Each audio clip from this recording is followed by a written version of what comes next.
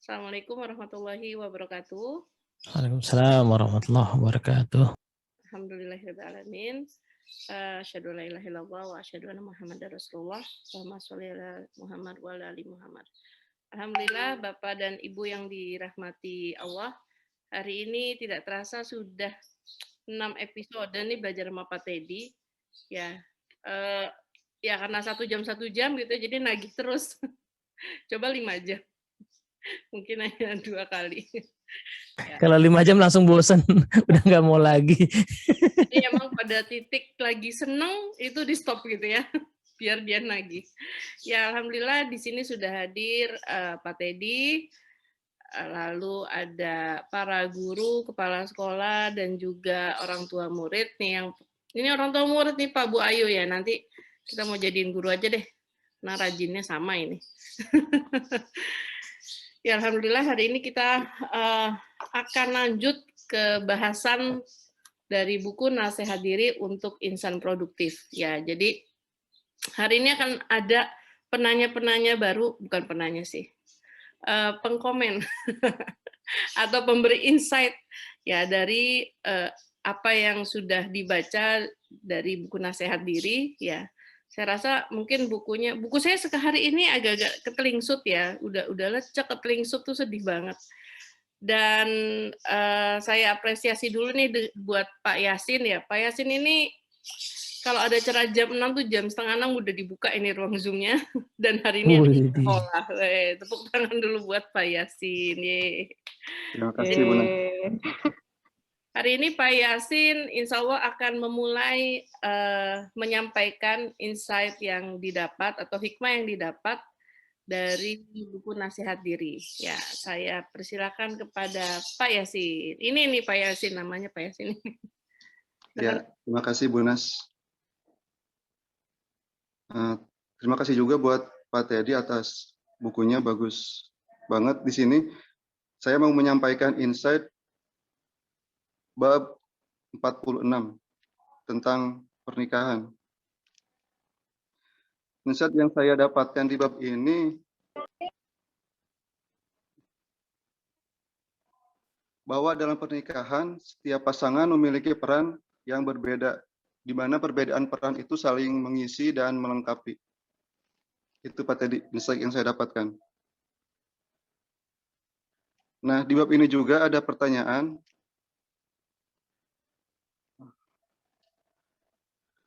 Kenapa pernikahan bukan soal menyatukan perbedaan? Apa selalu seperti itu, Pak? Di setiap sisi kehidupan pernikahan selalu berjalan berbeda antara pasangannya masing-masing. Ya. Oke. Jadi setelah pernyataan lalu pertanyaan, Pak. Luar biasa, Pak Yasin. Ya, itu luar biasa. Terima kasih banyak Pak Yasin. Nih, Ya, ini Pak Yasin ini sedang bersiap menuju pernikahan mungkin ya. Oh, gitu.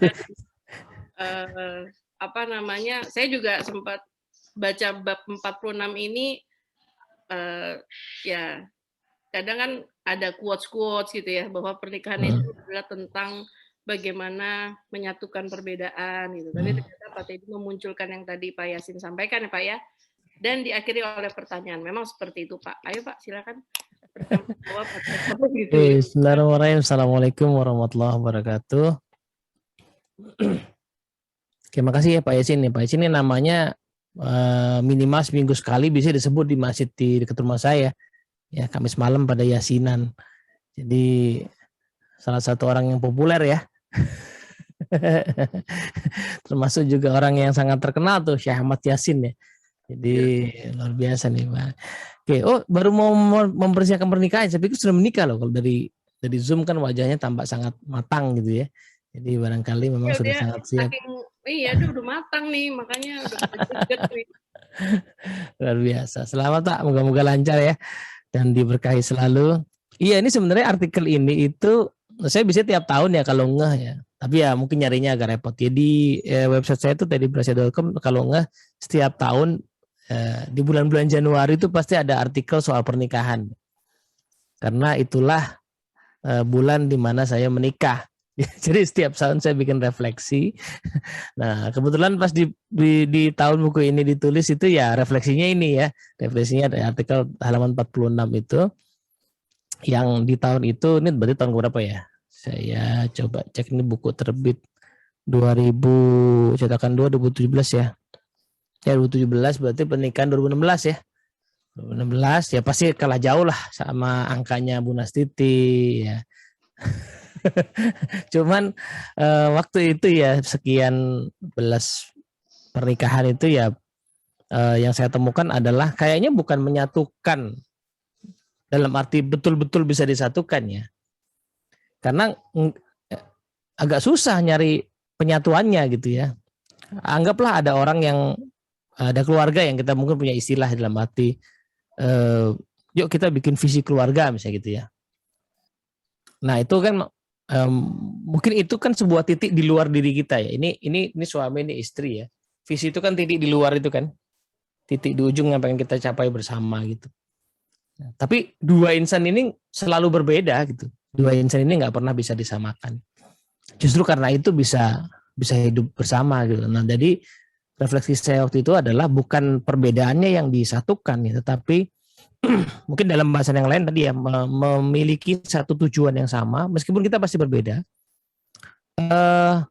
Cuman gimana caranya bisa jalan bersama padahal berbeda kan gitu. Bisa jalan menuju titik yang sama padahal berbeda. Ya metaforanya mirip kayak kita naik kendaraan, naik bis, ya naik kereta gitu kan. Naik pesawat itu kan selalu kita bisa mencapai titik yang sama ya. Kita berangkat di terminal yang sama, sampai di terminal yang sama, di pintu yang sama, minimal sampai ujung lah ya. Ujung apa tuh kalau di stasiun itu titiknya sama, tapi sepanjang perjalanan itu kan kenapa perjalanan itu bisa damai dan termasuk menyenangkan karena orang kemudian ya boleh melakukan berbagai hal selama diperbolehkan di dalam pesawat itu ya kan, boleh ke toilet, boleh makan ya kan, boleh ngobrol tapi ngobrolnya nggak ganggu yang lain kan gitu kan. Nah itu saya pikir itu yang membuat rumah tangga akhirnya bisa berjalan bersama sampai ke titik tujuan yang sama meskipun isinya orang-orang yang berbeda gitu. Dan jangankan suami sama istri ya, sekeluarga itu isinya orang yang beda semua ya. Jadi punya anak 3 saya nggak ada yang sama tuh. Saya ingat dulu punya anak yang pertama ya. Itu waktu dia baru mulai makan tuh masih makan bubur itu. Jadi kalau saya lagi nyuapin ya, itu kalau saya lihat di mulutnya sudah agak-agak setengah kurang gitu. Nah saya tambahin suapan berikutnya, itu akhirnya yang belakang itu kan kedorong ya. Ketelan kan. Nah jadi saya pakai jurus itu supaya agak cepat gitu. Nah pas anak saya yang kedua gitu, karena dia nggak pernah jadi dia pasti akan menelan, cuman lama gitu prosesnya. Nah pas anak saya yang kedua, saya lihat juga udah agak setengah kurang gitu, saya tambahin sesendok lagi. Yang terjadi adalah dilepas semuanya kalau dia.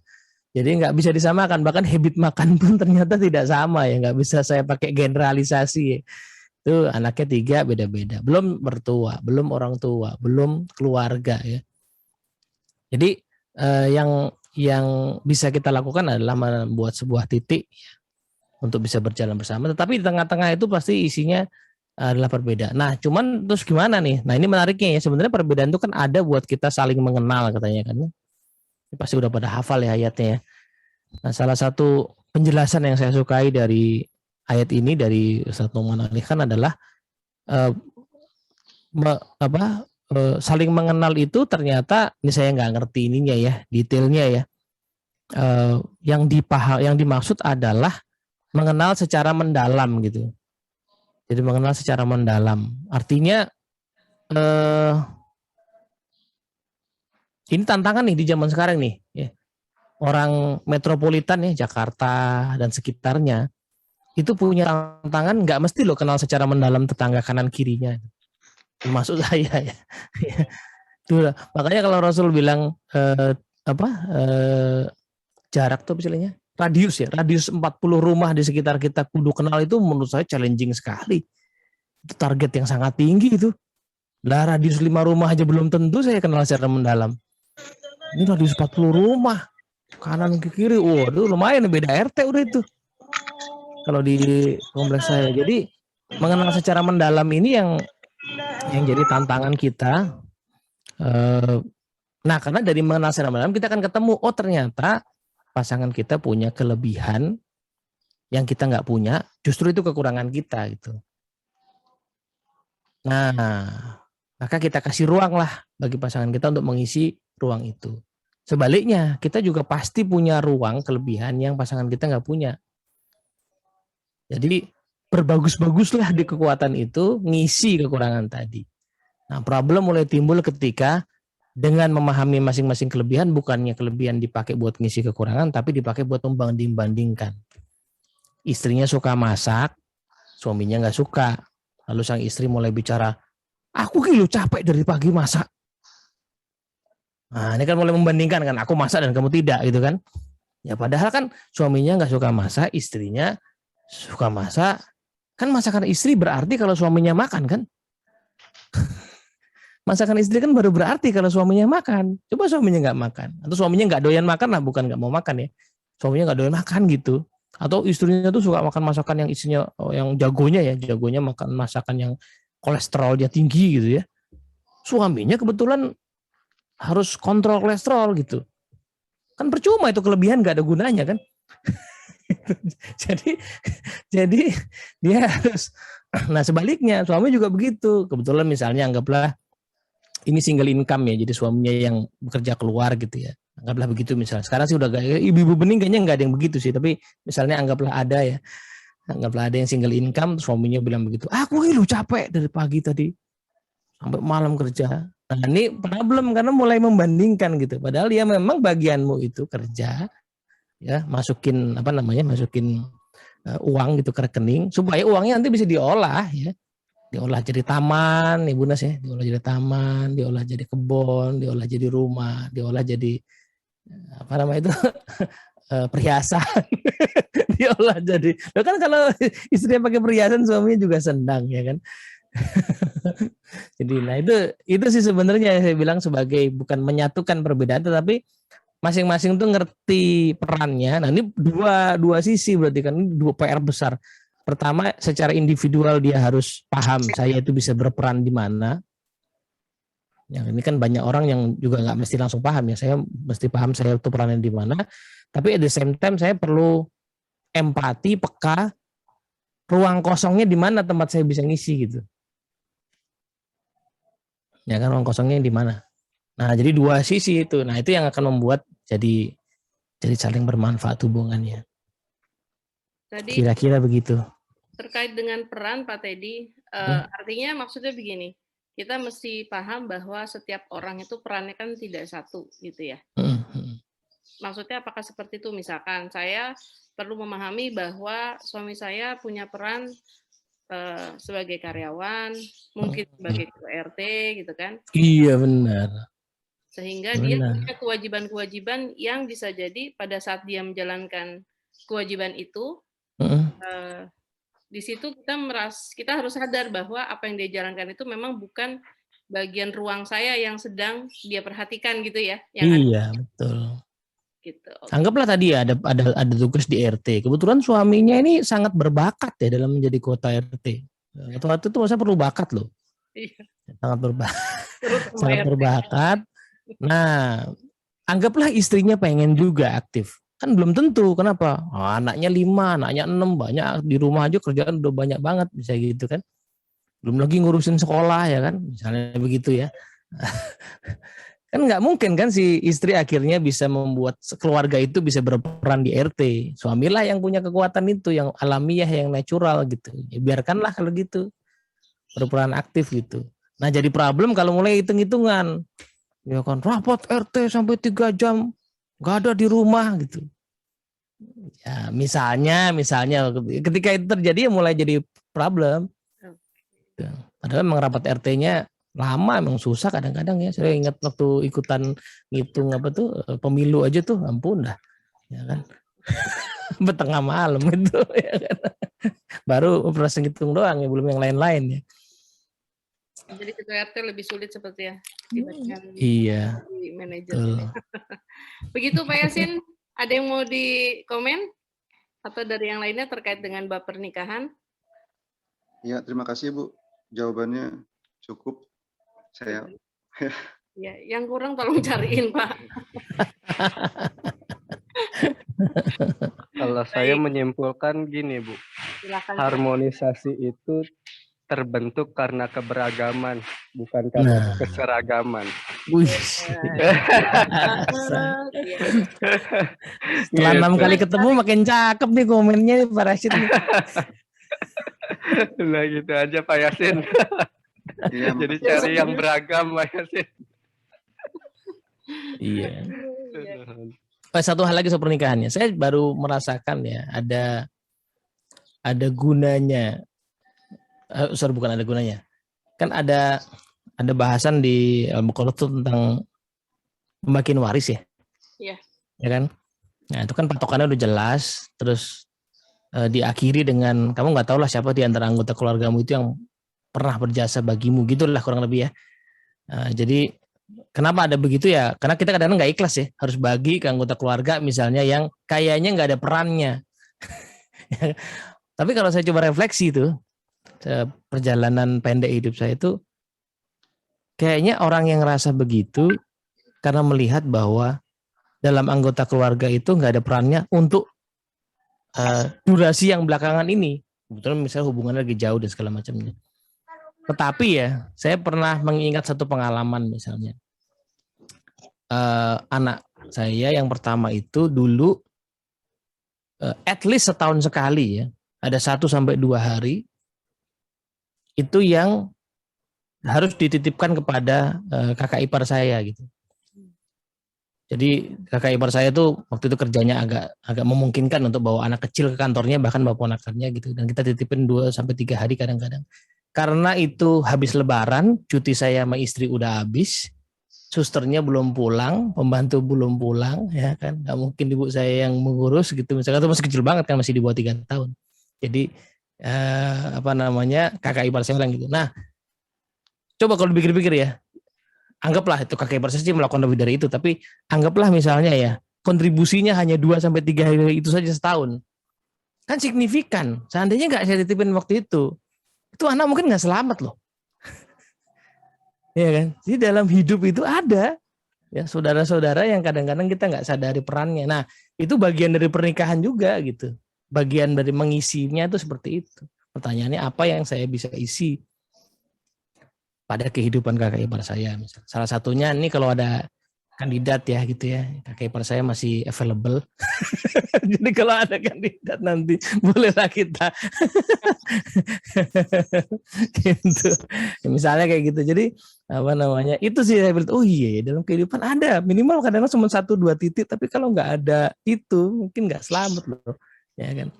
Nah, kira-kira begitu sih, mungkin sedikit tambahan soal melihat pernikahan lebih luas gitu. Oke. Kalau konteksnya dengan kita menyesuaikan juga tetap bisa Pak ya? Artinya contohnya gini, misalkan suaminya senangnya liburannya ke laut, istrinya senangnya ke gunung gitu.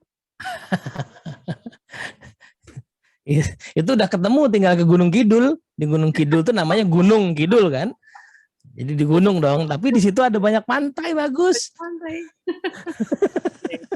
Ya, artinya pernikahan itu juga isinya penyesuaian ya Pak ya? Iya, ya di situ saling mengisinya kan? Iya betul. Oh, saling mengisi dengan salah satunya penyesuaian. Jadi ini poin bagus nih Bu Nas ya. Karena istrinya suka ke gunung, nggak suka ke pantai. Istrinya tuh malas basah-basahan di pantai, ya kan? Oke lah, akhirnya misalnya sepakati, oke kita 3 hari ke pantai, liburan di pinggir pantai. Nah istri kan pasti malas tuh main air, tapi akhirnya apa yang dilakukan istrinya?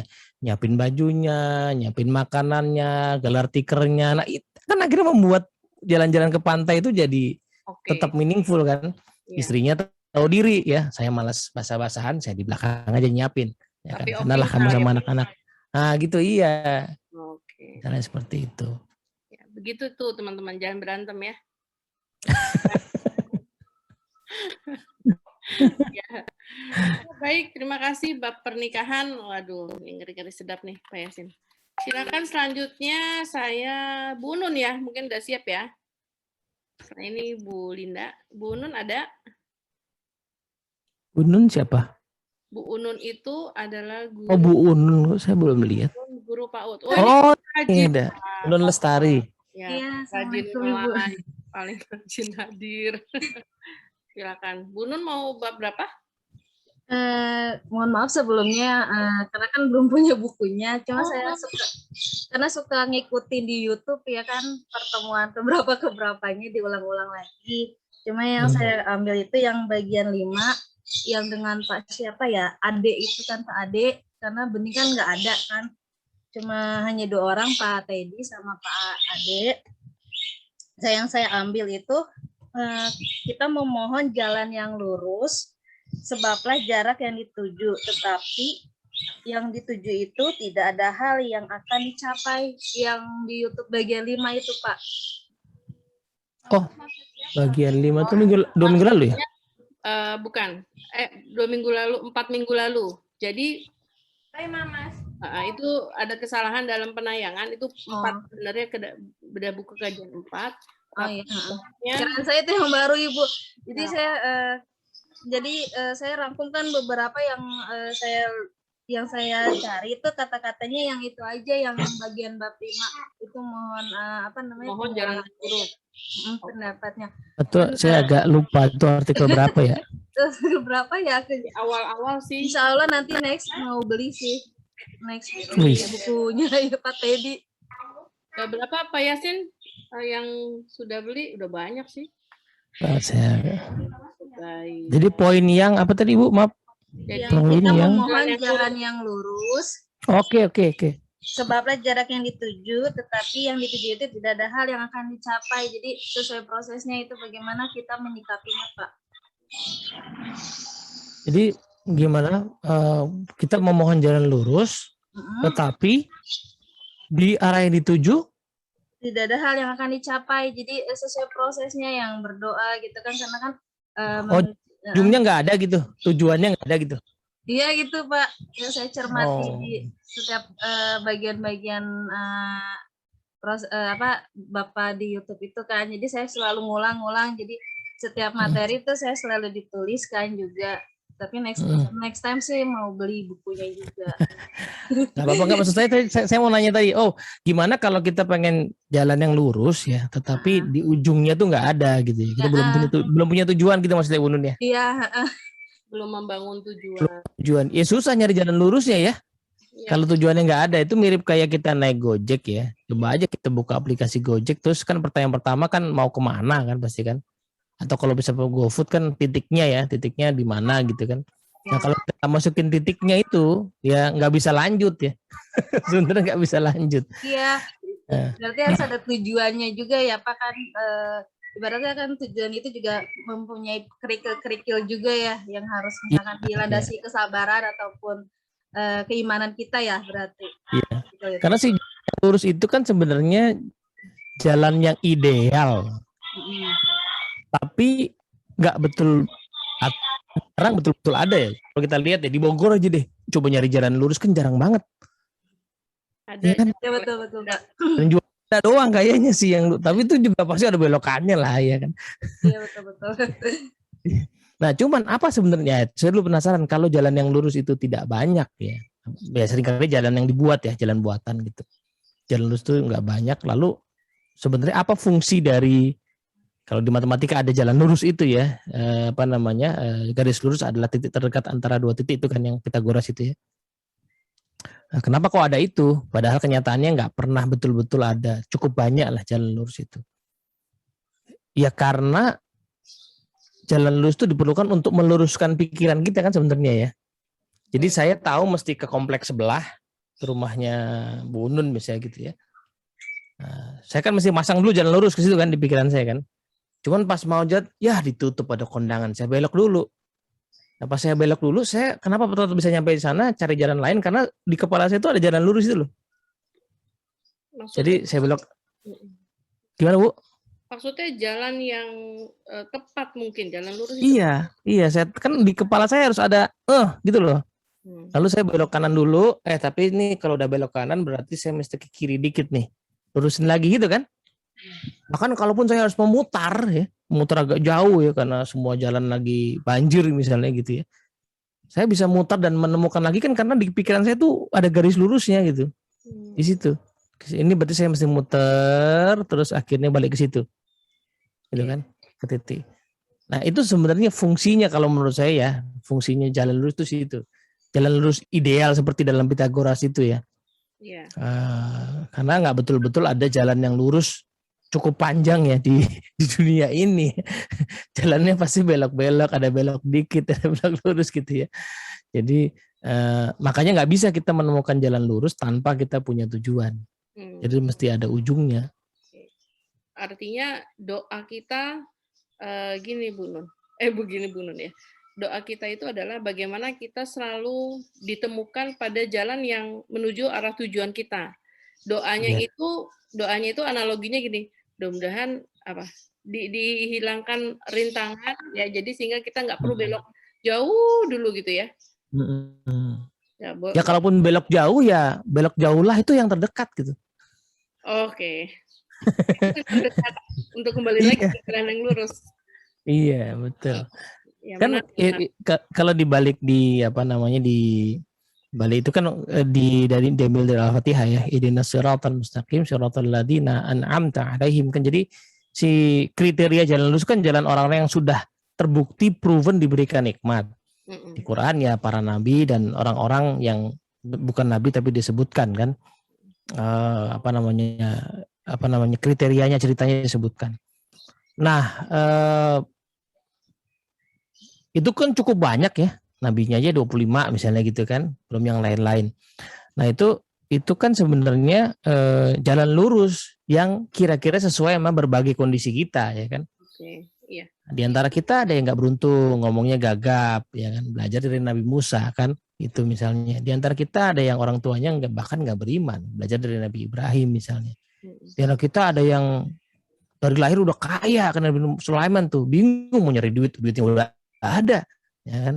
Nah pertanyaannya nyari duit ya, kalau kita anak sultan jalan lurusnya kayak apa ya, kayak Nabi Sulaiman pas ngelihat kudanya bagus ditepok-tepok bilang ini ujian Tuhan buat saya. Soalnya alamiahnya kan nggak begitu. Alamiahnya kalau kita anak sultan, saya cuma liatin doang ya, saya bukan anak sultan ya, jadi saya nggak tahu rasanya gitu. Kalau saya punya anak sultan, punya Ferrari misalnya, alamiahnya apa? Pasti nyalain mobil saya, gitu kan, saya belok kenceng-kencengin. Itu alamiahnya saya pasti. Saya pernah lihat begitu di jalanan. Terus saya langsung keingetan kisah Nabi Sulaiman itu. Susah loh, punya Ferrari kemudian kita, ini ujian Tuhan buat saya, susah loh kayak gitu. Ya kan? Iya.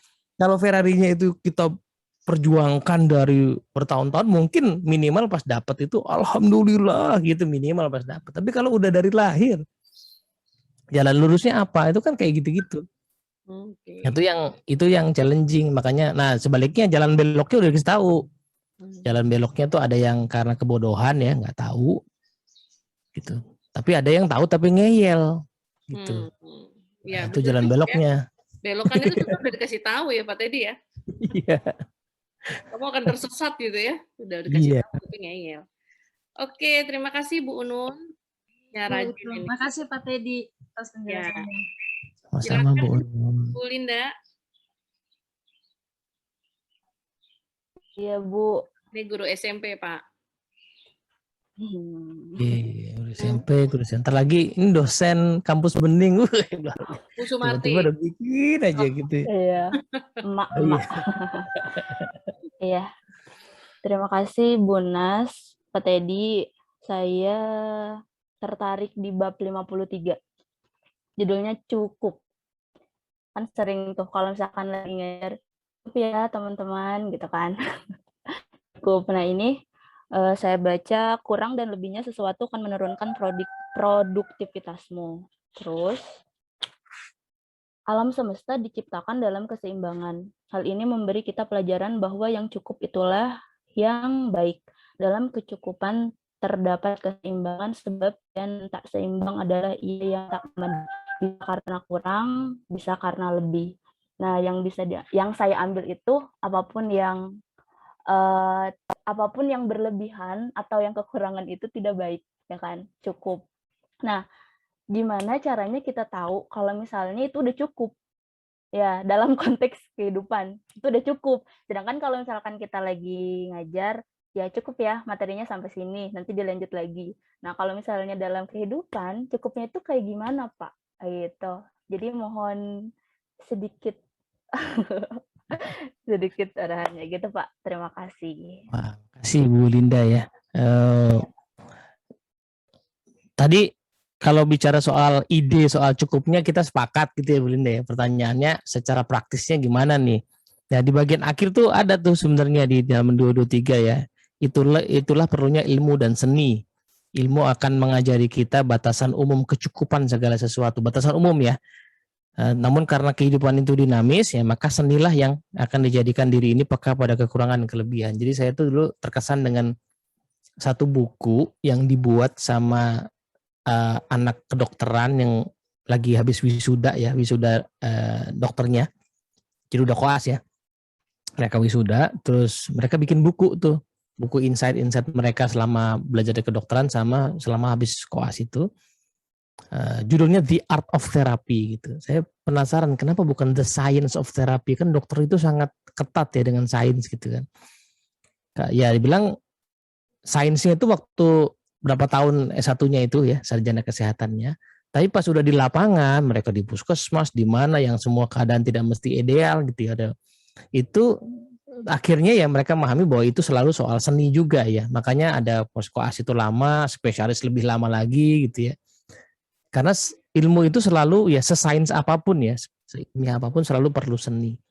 Seni itu ya ketahuannya di lapangan itulah ya, pengalaman, kemudian ada mentor kita. Nah ilmu itu sih, dua jenis ilmu itu yang akan memberitahu kita dosis cukup, ya kan.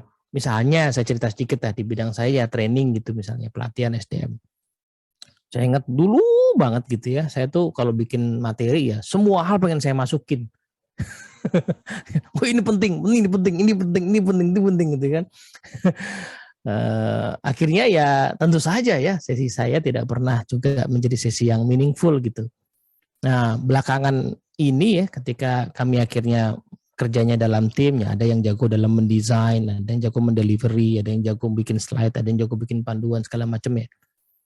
Itu ternyata sesi 2 jam misalnya ya. Kalau saya ukur-ukur ya selalu hanya bicara satu teori dan satu latihan.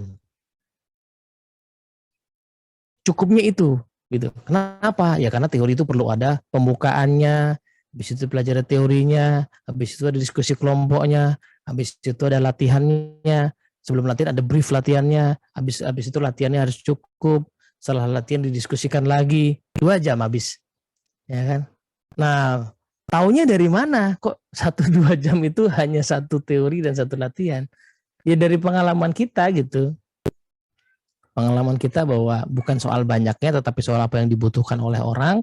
Kita coba cari banget tuh. Jadi kita belajar dari pengalaman juga ya tentang cara menggali kebutuhan dari klien misalnya gitu. Jadi kita gali banget ya sampai ketemulah akar masalahnya dan oh ternyata yang dibutuhkan hanya ini gitu. Jadi bisa jadi ada training 4 hari itu inti materinya cuma 4. Teorinya cuma 4. Padahal 4 hari full gitu. Nah karena tadi itu ini bukan soal banyaknya tetapi soal ketepatan gitu. Nah itu datangnya dari ilmu ya, dari satu sisi sains ya, satu sisi seni gitu ya. Seni itu ya hasil dari akumulasi pengalaman gitu. Nah salah satu aja nggak cukup ya. Orang ngaku orang hanya pakai sains saja nggak pakai seni tadi itu ya. Semua pengen dimasukin semua jadi rasanya penting akhirnya nggak jalan di lapangan. Orang ngaku hanya pakai seni nggak pakai sains ngawur ngaco karena nggak ada patokan riset dan segala macam ngaco gitu ya. Jadi orang selalu butuh dua-duanya kan gitu. Jadi seperti itu. Jadi tahunya dari mana? Nah kalau kita belum tahu batasan cukup misalnya saya nggak tahu saya belum tahu nih makanan yang cukup tuh yang kayak apa sih, saya belum tahu, berarti saya nggak punya ilmunya, saya kudu belajar, saya cari sainsnya, saya cari seninya. Sainsnya ya pasti banyak lah ya, buku-buku artikel tentang mengatur pola makan gitu kan. Cuman kan pasti sains itu tidak bicara ideal, tidak bicara lapangan, ini bicara ideal kan. Saya nanya juga lah sama orang yang udah berhasil nih, kayaknya Pak Yasin berhasil langsingan dalam 3 bulan nih. Ya kan, dengar-dengar saya juga beliau belajar juga ya. Saya mau nanya nih seninya gimana gitu. Ya kan, Pak Yasin saya tahu, saya itu kudu misalnya nurunin darah tinggi pakai timun misalnya gitu kan. Nah, masalahnya penjual timun itu 3 kilo dari rumah saya, Pak. Ya kan? Nah, terus dia bilang, oh iya saya juga begitu dulu. Ternyata di sekitar rumah saya ada daun ini. Nah, itu kan seni. Ya kan? Jadi ya emang pada at the end of the day ya, produktivitas itu soal meningkatkan kapabilitas. Produktivitas selalu soal meningkatkan kapabilitas, meningkatkan ilmu. Disitulah kita tahu kadar cukup. Gitu. Kalau kita belum tahu, berarti kita kurang ilmu gitu. Siap, Pak Teddy. Jadi tadi kan ada 2 ya poinnya, ilmu dan seni. Nah, nanti itu menghasilkan perencanaan yang matang, gitu ya Pak Teddy ya. Terus menghasilkan batasan juga. Nah, terus seni itu berarti munculnya dari pengalaman, dari skill, dari praktek-praktek ya yang sudah dilakukan. Kayak gitu ya Pak ya. Jadi yang pertamanya ilmu dulu, baru nanti menimbulkan yang seni, gitu ya. Ya, kalau bahasanya orang bening lah, yang satu ilmu satu amal lah ya. Seni itu datangnya dari amal gitu. Oke, siap Seni Pak. itu datangnya dari mengamalkan, baru kita bisa dapetin Pak. seninya. Terima kasih Pak. Cukup Pak. Terima kasih. Ya, ini menariknya ada satu paragraf ya. Kelebihan sumber daya rupanya juga tidak meningkatkan produktivitas. Begitu ya Pak Teddy? Ini Iya. benar ya, benar sih kalau dari sisi saya nih. Jadi jangan dicontoh adegan ini. Kadang saya itu ngilerkan, oh ini ada training, ini saya butuh nih ya. Sampai akhirnya pada satu titik tidak menimbulkan kedalaman seperti apa yang tadi Pak Teddy sampaikan.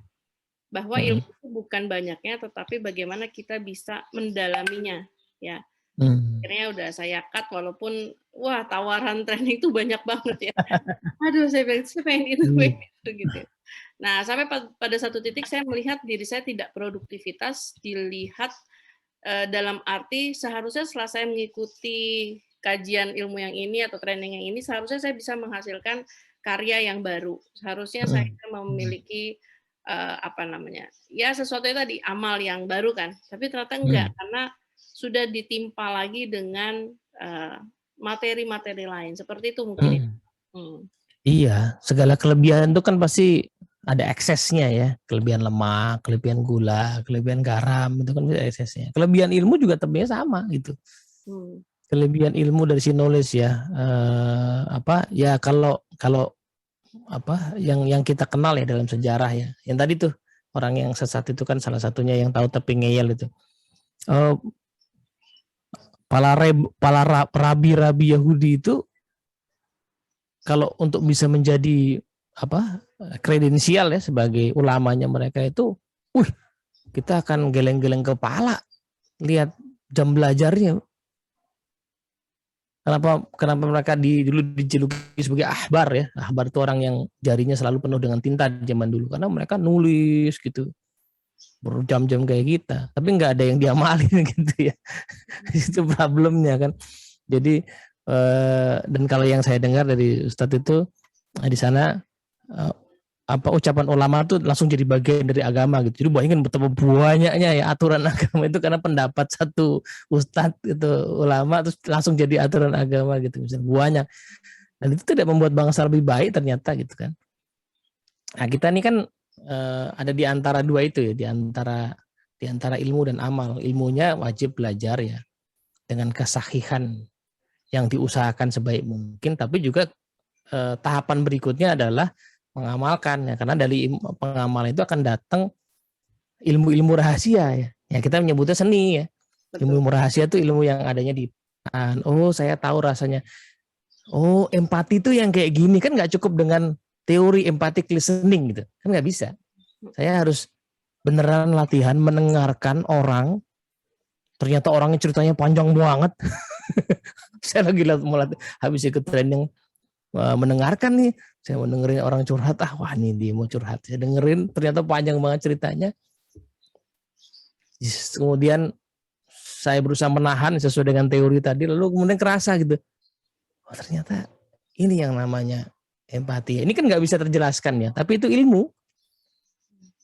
Itu ilmu yang tidak bisa terjelaskan ya. Profesi-profesi kayak chef ya, yang bisa masak, jago masak itu kan nggak bisa menjelaskan ya. Pasnya itu dengan kata-kata ya. Kata-kata selalu punya keterbatasan yang terlalu terbatas lah kata-kata itu. Gitu.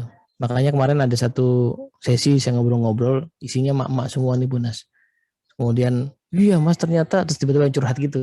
Saya itu kemarin suka nanya sama suami saya, kamu cinta nggak sih? Apalah nanya-nanya gitu ya. Terus saya bilang, buat apa pertanyaan itu? Nikahnya udah 20 tahun nanya lagi, cinta apa enggak sih?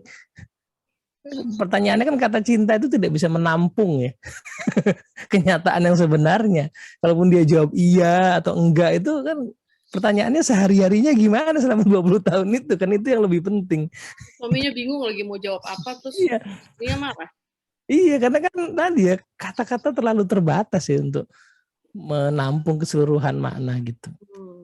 Luar Nah, jadi biasa. pengamalan tuh tujuannya itu supaya kita dapetin ilmu-ilmu rahasia yang adanya di perasaan ya. Bahkan perasaan itu kalau kata sebagian yang mendalami tasawuf ya, perasaan itu masih permukaan, nanti di dalam perasaan ada perasaan atau apa namanya ya, perasaan yang bisa diakses oleh jiwa, oleh ruh kita, yang nggak tahu tuh, yang nggak mungkin bisa dijelasin lah gitu secara kata-kata. Ya, luar biasa memang di dalam agama kita sendiri kan, amal itu sebagai salah satu syarat ya, tanda orang yang beriman. Ya, kalau dilepas ya seperti tadi mungkin overload itu. Overload. Ya. Saya menyapa dulu nih, alhamdulillah Pak Teddy, hari ini juga ada para peserta yang dari umum juga, ya salah satunya dari komunitas Rumah Bening. Nah ini sekarang Bening punya komunitas belajar untuk orang tua. Ini ketuanya keren banget. Nah, ini mau ngundang Pak Teddy juga katanya nih. Ya Bu Ayu ya, karena emak-emak butuh insight yang berbeda ya. Ya Bu Nas. Terima kasih Pak Teddy. Silakan para peserta umum yang lain jika ada yang mau. Oh ya, kalau ada yang belum punya bukunya, bisa langsung pesan ke Bening ya. Wah, Pak Yasin langsung oke. Widih, daftar hadir nih. Daftar hadir, iya nggak apa-apa. Baik, saya lihat siapa nih, Bu Ina udah buka-buka buku. Bu Ina ada yang mau di insight apa nih yang mau disampaikan dari buku sendiri? Kelihatan ya? Ya. Kelihatan. Orang dibuka kameranya ya kelihatan. Saya sambil dampingin anak ini Pak. Oke, masih tidur ya, alhamdulillah. Ya. Bismillahirrahmanirrahim. Assalamualaikum warahmatullahi wabarakatuh. Warahmatullahi wabarakatuh. Pertama-tama saya ucapkan terima kasih buat Bu Nastiti dan Pak Teddy ya atas kesempatannya ini saya bisa bertanya. Saya juga bisa menyimak beberapa kali pertemuan yang Masya Allah Pak, itu banyak sekali insight-insight yang luar biasa gitu. Jadi mengingatkan kembali, refresh kembali hal-hal yang mungkin pernah saya dapatkan secara tidak sadar gitu, diingatkan kembali, dibangkitkan kembali gitu. Intinya ketika saya mendengarkan pertemuan-pertemuan dari Pak Teddy, fokus dari dalam diri terlebih dahulu. Ini ada di bab yang tadi saya baca tuh Pak ya. 40. Jangan fokus dari luar tapi fokus. Ya, itu. Jadi jangan fokus terhadap hal-hal yang ada di luar tapi fokus terhadap ke 46 ya Bu ya. 45 maaf, 45. Carilah 45 di dalam. 45 carilah jawaban di dalam. Ya, tindakan keluar lahir dari keselarasan di dalam. Jadi terkadang kita nih manusia ya Pak, kan selalu memikirkan apa pendapat orang luar gitu kan. Apa nanti yang orang luar akan nilai tentang apa-apa yang kita lakukan gitu. Terus terkadang ketika ada kesalahan juga kan kita suka melihat fokusnya dari luar dulu. Dia sih nggak bantuin saya begini, ini sih itu, ini sih. Pokoknya adalah berbagai alasan yang manusia cari untuk menyalahi untuk menghindari menyalahi diri sendiri gitu intinya gitu. Nah, ini ada dari neurolinguistik ya, Robert Dilts ini. Jadi pikiran manusia karena bercabang-cabang dan fokus terhadap tidak satu jenis, melainkan memiliki lapisan-lapisan yang satu sama lain saling mempengaruhi. Level paling dasar adalah lingkungan, yakni memikirkan apa yang ada di luar diri. Banyak di antara insan yang frustasi sebab pikirannya fokus pada apa yang ada di luar diri. Nah, dari beberapa pertemuan ini saya mengambil kesimpulan semua hal ya, dari semua bab itu intinya mulai dari diri kita sendiri. Mulai dari dalam diri kita sendiri, perbaiki dulu yang ada di dalam diri kita sendiri, perkuat apa yang ada di dalam diri kita sendiri, baru nanti lingkungan itu mengikuti. Itu, mungkin itu apa ya? Iya sih. Jadi satu buku ini tentang itu ya, tentang mulainya dari dalam gitu. Tadi yang bab yang 40 halaman 45 itu belakangan 45. bab nomor 45 itu saya pahami belakangan bahwa di zaman sekarang itu kita nggak kekurangan ide ya untuk melakukan sesuatu ya. Mau ngapain aja tuh idenya udah banyak ya. Mau bikin masakan, mau nata rumah, mau nulis buku, mau belajar ilmu apa aja ya, itu ada dan gratis ya diakses ya. Pertanyaannya kok nggak mesti zaman sekarang orang lebih produktif ya. Misalnya ya nggak mesti orang skillnya lebih banyak gitu. Dan ataupun kalau punya skill nggak mesti kemudian berproduksi ya, skillnya itu menghasilkan sesuatu. Ya, karena begitu ditarik ya ke belakang, yang bikin isunya kan bukan pada kita nggak punya akses ke pengetahuan ya, tapi kita belum memulai usaha menghasilkan ya sebuah karya lewat keterampilan yang kita punyai. Nah, kenapa kok nggak dimulai-mulai? Ya dibaliknya adalah urusan di dalam diri kita ini yang tidak selaras gitu. Misalnya sulit dong buat saya memulai kebiasaan untuk latihan ngelukis misalnya gitu ya. Biar bisa kayak Pak SBY gitu. Pak SBY kan pensiun ini dia latihan lukis dan keren-keren lukisannya itu, advance loh. Ya kan? Nah, nggak mungkin saya mau effort latihan itu kalau di dalam diri saya misalnya ada pikiran-pikiran, repot kapan jadinya? Aduh susah, saya emang nggak bakat. Itu kan kayaknya cuma pikiran, tapi itu signifikan. Itulah yang membuat kita mulai apa enggak gitu. Siapa sih saya? Nanti mau buat apa gitu. Nah, segala kalimat itu, segala pikiran itu yang membuat kita mulai apa enggak gitu. Nah, itulah yang kalau dalam ilmu NLP ya, itu yang diberesin duluan. Keselarasan berbagai pikiran itu diberesin duluan, karena kalau udah selaras, orang tuh tinggal mulai gitu. Tinggal ngambil kuas gitu. Tinggal pakai kalau nggak ada kanvas ya di kertas dulu atau apapun yang bisa gitu ya. Tinggal itu aja. Jadi dimulai dari dalam tuh seperti itu. Makanya kalau kita lihat di banyak ya, ini insight pribadi ya, saya juga bukan ahli tetapi insight pribadi. Di Al-Qur'an itu sangat banyak bahasan soal beresin kondisi kejiwaan. Ya kan? Bahkan bahasan apapun yang sifatnya aturan itu ditarik lagi ke kejiwaan.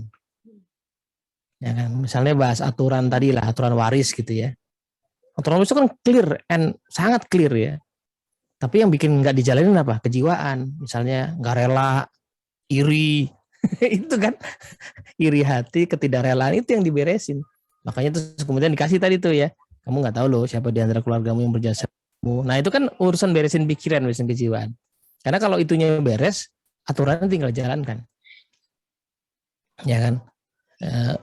Aturan soal apalagi misalnya zakat misalnya, atau sedekah gitu, atau sholat misalnya, itu sangat simpel, super simpel, sangat simpel gitu. Tapi problem dari orang menjalankan atau enggak kan selalu di dalam ya. Problemnya kalau yang sama sekali nggak sholat ya misalnya mikirnya, aduh sibuk nih, ya, ntar dulu gitu kan. Kalau yang sholat ya problemnya soal kok buru-buru, ya habis ditungguin kerjaannya gimana gitu. Itu kan problemnya ya. Padahal kalau kita pikir-pikir, nih kita orang awam ya, kita yang bukan hafizah, bukan hafiz gitu ya. Emang sholat seberapa panjang sih? Sekusyuk-kusyuknya tuh yang pelan banget gitu. Coba deh kalau nggak percaya, tes aja sholat 2 rakaat gitu ya. Pasang timer sebelum mulai, terus stop setelah selesai. Dengan bacaan kita yang standar ini ya, paling banter juz 30 gitu hafalnya ya. Itu paling berapa lama? 10 menit nggak nyampe kayaknya. Itu udah khusyuk banget rasanya. Gitu kan. Nah, jadi kan problemnya di dalam ya, di keselarasan di dalam ini. Nah, itu yang perlu diberesin gitu. Nah, dari sudut pandang psikologi saya melihat ya, di psikologi itu ada ilmu namanya abnormal psychology. Jadi isinya bahas penyakit jiwa.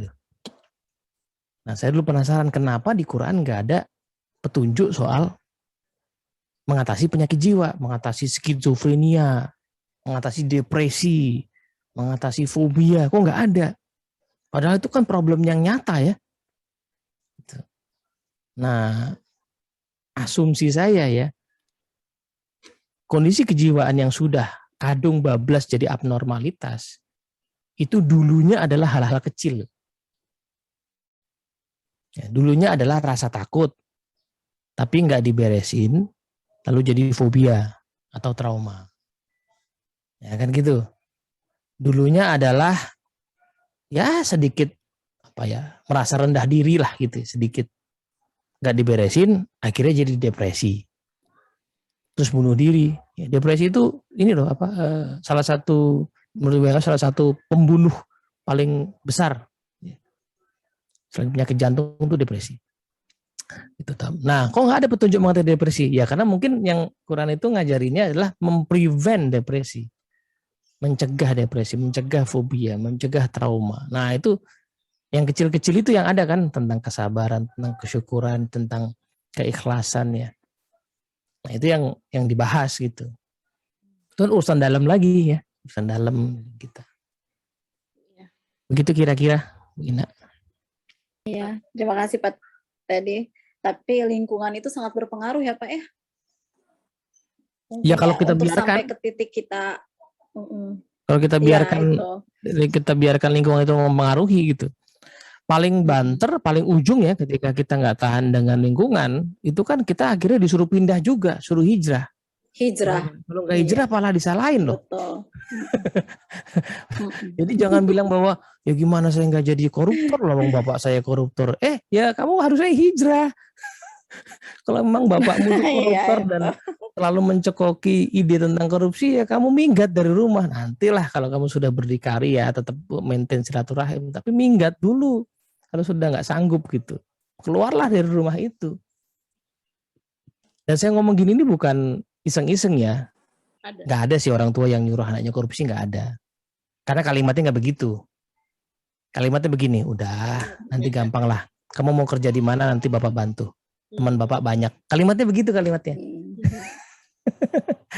Iya betul. Udah nggak usah Iya, dibikin, terima kasih, Pak pasti Teddy. lulus Masya lah tesnya, Allah. ya kan? Jadi menarik. Mungkin perlu tadi ada keselarasan ya. Mina, terima kasih. Untuk bab 45 ini sebenarnya kan di dalamnya, ya kalau untuk NLP mungkin sudah tahu NLL gitu ya. Nah, mungkin perlu dipertajam maksudnya keselarasan apa Pak? Karena di sini kan untuk selanjutnya nih, ketika kita sudah fokus tidak di lingkungan, tapi fokus pada diri, artinya dimulai dari apakah kita yakin dengan kemampuan kita gitu kan. Lalu setelah itu ketika kita yakin, kalau nggak yakin dengan kemampuan kita, apa yang perlu di-upgrade?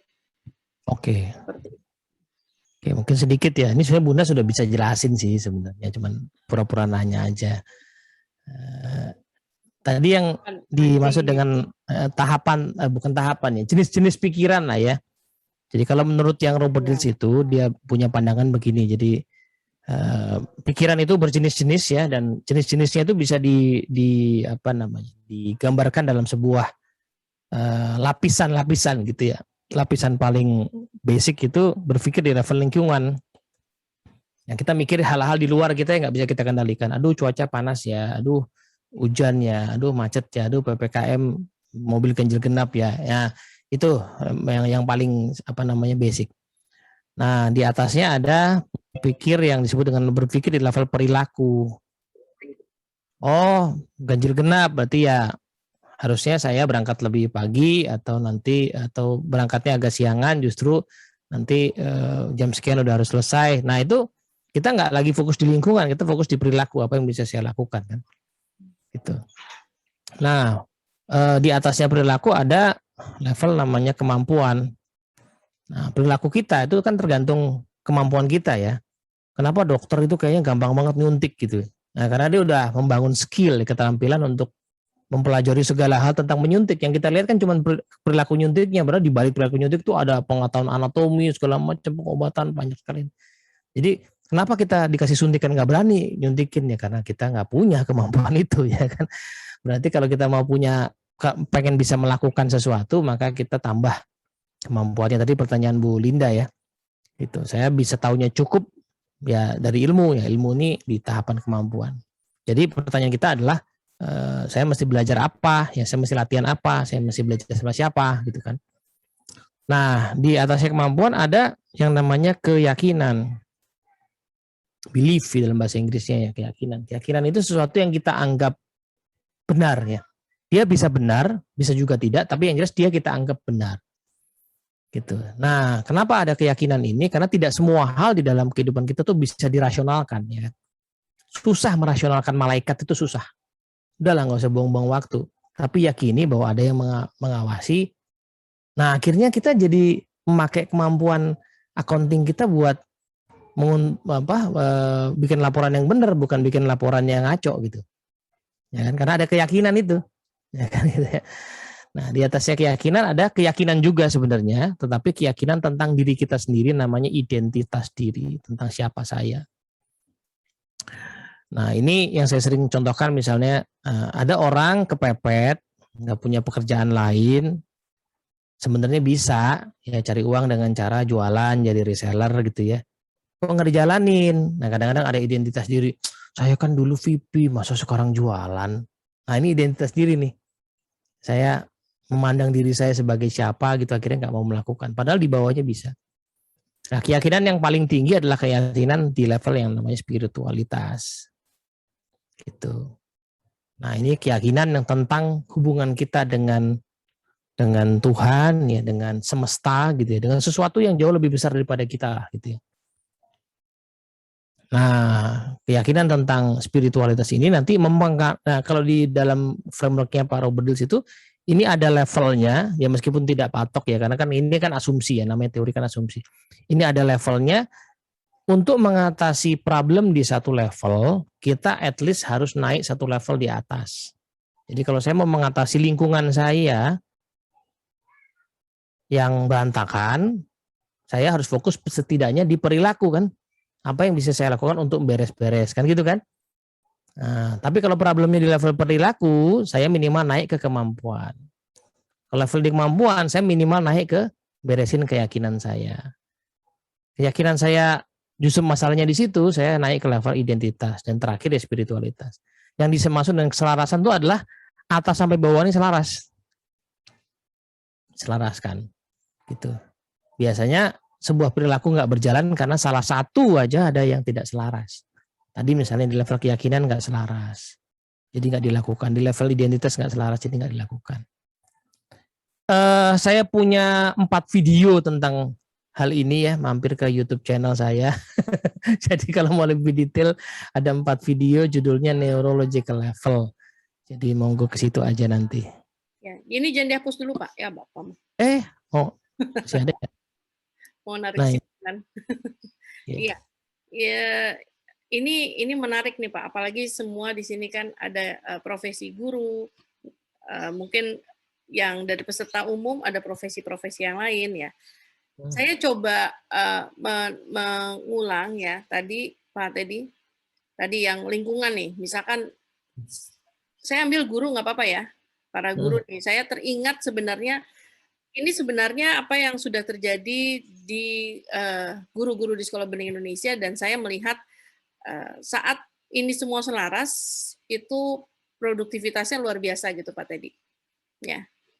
Jadi misalkan lingkungan kan, oh ini kenapa mungkin kalau lagi ngajar anak-anaknya mungkin ada yang tidur gitu Pak ya, mungkin ada yang lari-lari ke sana segala macam ya. Artinya ketika yang ada sesuatu yang terjadi di lingkungan, lalu dia perlu naik melihat perilaku, mungkin perilaku mengajarnya gitu Pak ya. Nah, apakah mengajarnya menurut dia sudah membuat para murid itu bisa fokus atau misalkan tertarik gitu kan? Nah, lalu ya bisa untuk bikin lesson plan kayaknya. Nah, terus dari benar. ternyata dari perilaku ini ketika melihat lesson plan tadi nih, sekali lagi ngomong lesson plan dia melihat kok lesson plan saya kayaknya kurang gitu. Artinya dia perlu melihat kemampuan dia ya Pak. Apakah kemampuan ini membuat lesson plan ini dia sudah mumpuni gitu. Dan di level untuk menaikkan kemampuan berarti dia perlu menambah ilmu ya Pak Teddy ya. Iya, ya banget. Ya kalau cuman melihat dari sisi perilaku ya, wah kan udah banyak kita dengar ya, ada guru yang ada lesson plan-nya tapi copy paste. Tapi pertanyaannya kenapa dia copy paste? Kenapa dia nggak bikin sendiri? Mungkin nggak punya kemampuan. Ini karena harus bikin aja, wajib gitu. Ini dikasih template-nya, dikasih contohnya. Dia nggak melihat, dia belum punya kemampuan untuk memahami apa fungsi dari lesson plan. Apa pentingnya buat saya gitu. Nah, yang ngerti, yang menjalankan dengan baik, tahu nggak mungkin saya ngajar nggak pakai lesson plan, nggak mungkin banget. Saya baru minggu lalu ngalamin ikut sebuah kelas ya, yang isi itu pointer Bu orangnya. Wah, tapi justru karena pointer itulah saya melihat karena beliau tidak ada yang mendesainkan ya lesson plan-nya ke mana-mana. 7 poin materi, 3 hari cuman kelar 3. Wow, jadi orang yang pinter itu kalau nggak pakai perencanaan juga ngaco gitu.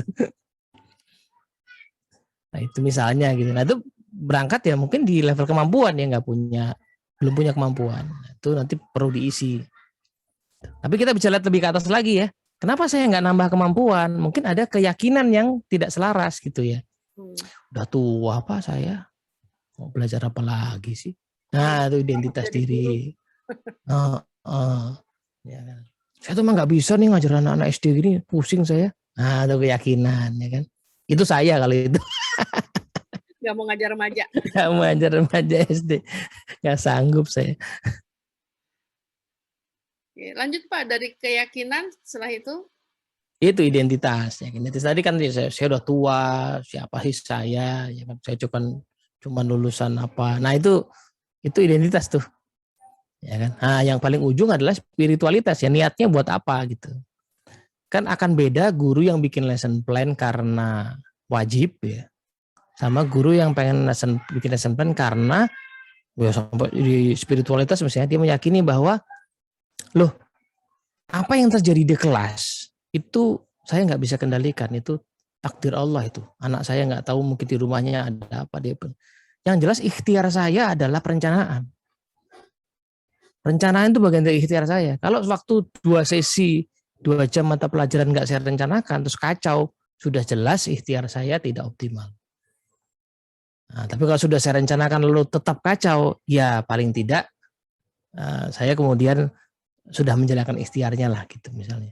Atau ikhtiar berikutnya adalah ambil lagi pelajarannya. Kok udah tak rencanakan masih kacau ya? Berarti apa nih kira-kira yang masih kurang?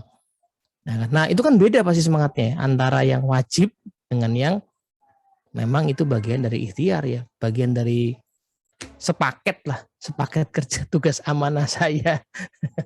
Sama kayak kalau ada leader ya di kantor curhat gitu, pusing Pak saya nanganin anak buahnya macam-macam banget. Loh kepusingan itu sepaket dengan gaji yang Anda terima. Kenapa gajinya lebih tinggi? Karena akan ada kepusingan itu. Dan Anda nggak boleh mengeluh karena itu bagian dari paket yang Anda terima. Kalau misalnya nggak pengen mengambil paket itu ya, paket kepusingan tadi ngurus anak buah, ya terimalah pekerjaan sebagai staf saja, itu nggak ada kewajiban. Saya kalau staf, teman saya nggak kerja, nggak ada kewajiban saya buat ngurusin dia. Gitu. Tapi begitu saya terima ya satu paket tunjangan dan lain sebagainya sebagai leader, nah disitulah seluruh kepusingan itu sepaket juga gitu misalnya. Iya, iya.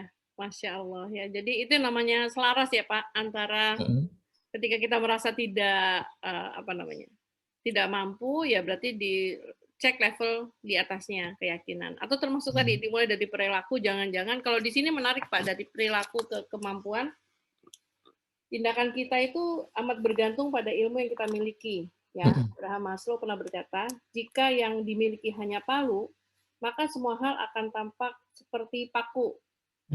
Berarti kita melakukan sebuah tindakan atau habisnya ide kita untuk melakukan tindakan adalah tanda-tanda perlunya mengupgrade diri dengan pengetahuan-pengetahuan baru. Ya, jadi saya membayangkan sometimes katakanlah ada mahasiswa IP-nya 4 dan merasa bahwa untuk menjadi guru nggak perlu belajar lagi, IP gue ada 4. Tapi 2 tahun mengajar kalau udah nggak pernah belajar ilmunya sudah usang, gitu ya?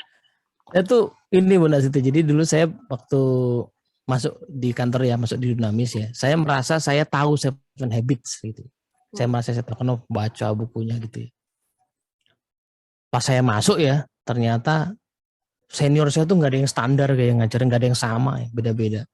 Bahkan satu orang yang mungkin Bu Nasiti kenal namanya Pak Mukhlis dulu ya. Satu video itu bisa dia ulas setidaknya dari 5 sampai 7 angle yang berbeda. Satu video dia bisa ngulas dari angle A, B, C, D, E, F gitu. Itu saya pikir, dan itu baru Pak Mukhlis doang, belum kita ngomong orang lain ya kan. Jadi, ternyata nggak ada batasannya begitu ya. Bahkan ya ada salah satu senior juga ya. Bahkan satu video yang sudah case-nya nggak relevan, dia bisa pakai juga. Jadi pernah ada di Dunamis itu satu video yang udah nggak dipakai lagi karena ternyata profil yang disampaikan di situ udah mulai ada masalah. Jadi satu company dijadiin profil di video itu. Ternyata company itu sekarang bermasalah ownernya. Nah, orang lain nggak pernah pakai kan? Dia bisa pakai loh. Dengan cara yang luar biasa gitu ya. Jadi ya itu yang tadi Bu Nasri sebutkan ya. Jadi ya kalau kita cuman taunya palu ya pasti akan segala hal kita anggap sebagai paku. Gitu. Iya. Ya bagaimana memandang dunia itu tergantung juga bagaimana seberapa banyak ilmu kita ya Pak ya, tadi terkait dengan palu dan paku. Ya Masya Allah saya baru ini sudah jam 7:10. Ya terima kasih, ini di kolom chat ada Pak Didi Ajalah. Pak Didi Ajalah. Terima kasih ya, di status beliau pasti sudah punya bukunya juga. Ya, sudah, ini peserta NLP juga kayaknya. Kang Didi dari Bandung. Oh, Masya Allah bisa ikutan. Terima kasih Kang Didi. Nanti kapan-kapan ini perlu 2 jam karena sebenarnya Bu Niken juga mau memberikan insight, Bu Erin. Mohon maaf, mungkin di next kita tunggu Pak Teddy di Bogor ya 3 jam ya Pak ya. Kalau 3 jam malah nggak mau lanjut lagi, udah enak. Ya, alhamdulillah. Terima kasih atas ilmu dan juga banyak hikmah ya yang sudah diberikan oleh Pak Teddy, juga kepada teman-teman di sini yang sudah turut memberikan banyak hikmah dari apa yang dibaca. Ya, satu bab itu pasti kalau dibahas satu-satu itu artinya maknanya akan berbeda-beda ya bagi setiap orang ya. Tapi karena keterbatasan memang waktu, jadi kita tidak bisa memfasilitasi semua yang hadir di sini. Baik, sama-sama kita tutup membaca hamdalah. Alhamdulillahirrabbilalamin.